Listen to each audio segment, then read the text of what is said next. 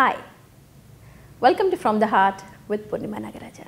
Today I have a topic for you that might interest you. It's about toxic relationship. We have toxicity in what we eat, drink, the air we breathe, but in a relationship, how can that be toxic, right? Well, any relationship that controls you is considered toxic. How often have we not seen children who say, "Oh, my boyfriend, he loves me so much that he beats me up once in a while. He pinches me when I talk to people. He loves me so much that if he ever calls and I don't pick up the phone, he gets really angry. So please don't call me, any of you, because I really need to wait for his call. I don't even talk to my mom and dad because I'm waiting for his call. And God knows when he's going to call. There's no set time for that. Sorry guys, I can't go out with you because my boyfriend gets really angry if I go out with my friends. He doesn't like to see me talking to boys." Or otherwise, "Sorry guys, I can't come out with you because my girlfriend, she cuts herself if I go out with my friends and I'm not available to her." Toxic. Do you get the feel of that? A person who doesn't allow you to talk to anybody. A person who doesn't like you going out with anybody. A person who says, "I love you," but feels a need to beat you, hurt you, harm you in some way or the other. Who blackmails you, stalks you, is suspicious of you, keeps you financially wanting, takes your money away, controls your credit cards, doesn't let you talk to your parents or peers, suspects you when you go talk to your teachers. Toxic. This is not love. A lot of us believe that possessiveness and jealousy is synonymous with love. A lot of us feel that if my boyfriend is jealous of me, oh boy, he must love me a lot. What we don't know is he is an insecure person. Or your girlfriend who doesn't let you talk to anybody and feels very insecure if you're talking to other girls is probably insecure herself. It has nothing to do with you.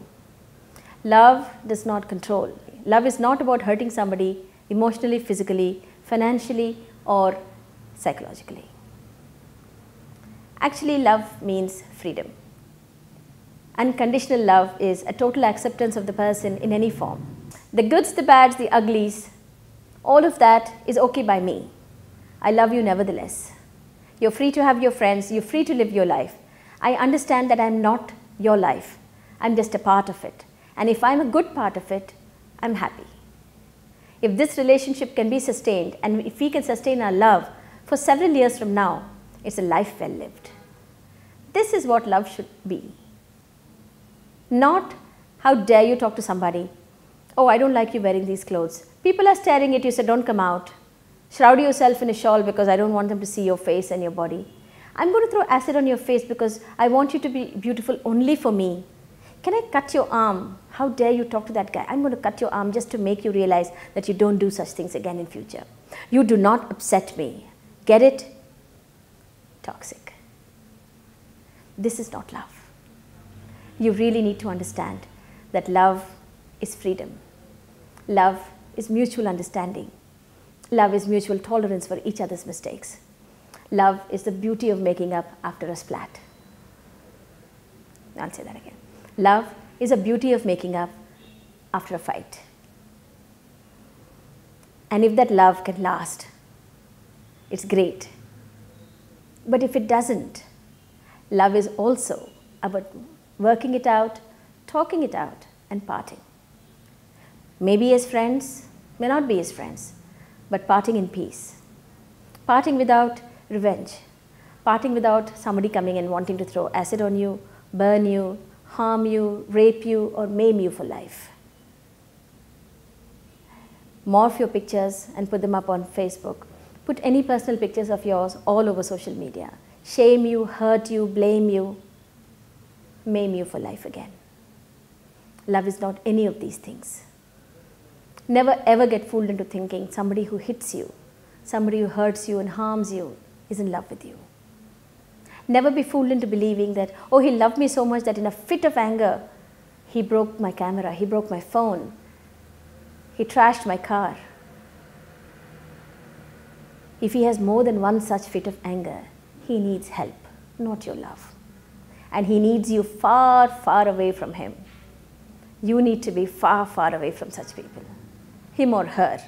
Male abuse is as big a problem as female abuse. So don't just think that this whole thing is only about girls and women. It's about the boys and the men too. There's a lot more silence that shrouds male abuse because it's not manly to talk about a woman abusing you, right?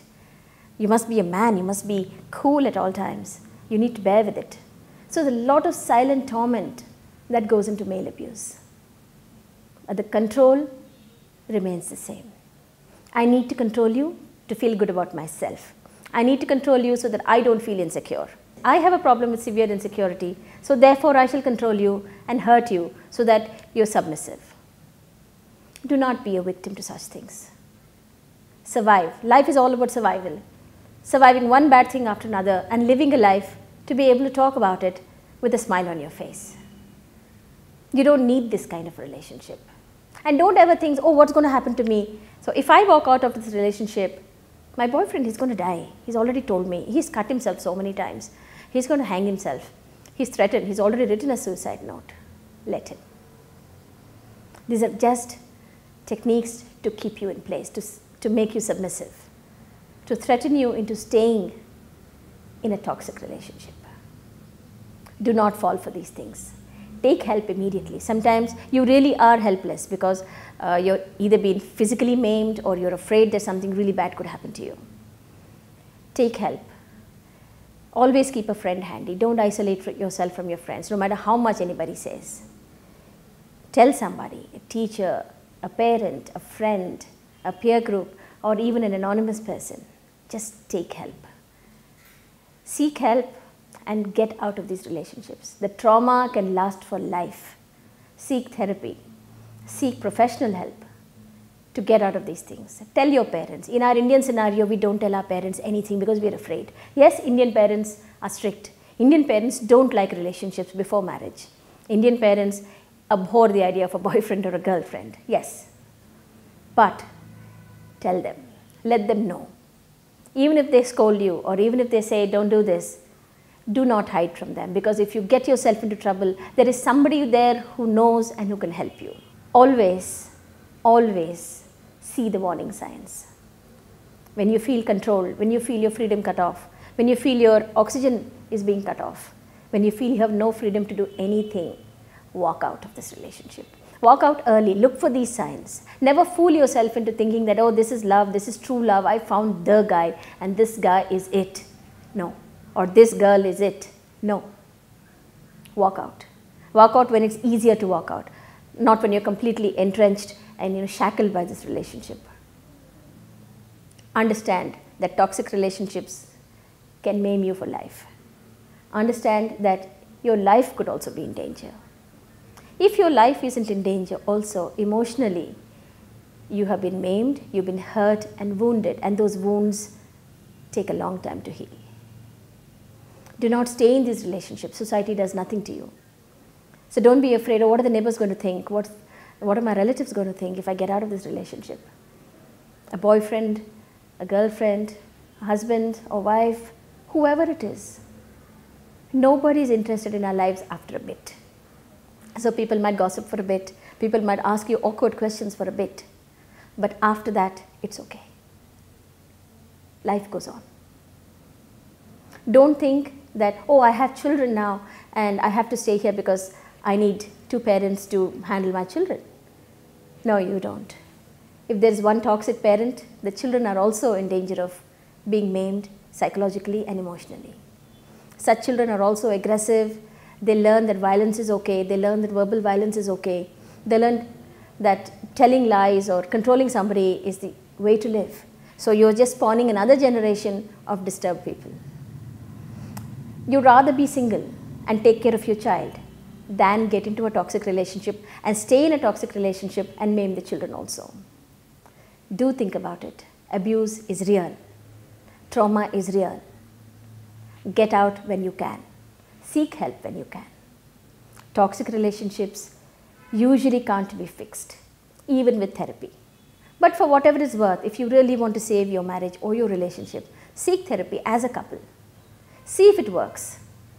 Make behavioral boundaries. Take behavioral contracts from each other saying, this is how I'm going to be, this is how you're going to be. But don't sell your soul to the devil just to be in this relationship. It's just not worth it. Your freedom, your peace of mind, your emotional happiness, and the happiness of your children is worth much more than this toxic person in your family or in your life. Think about it. See you again with another interesting topic. Bye.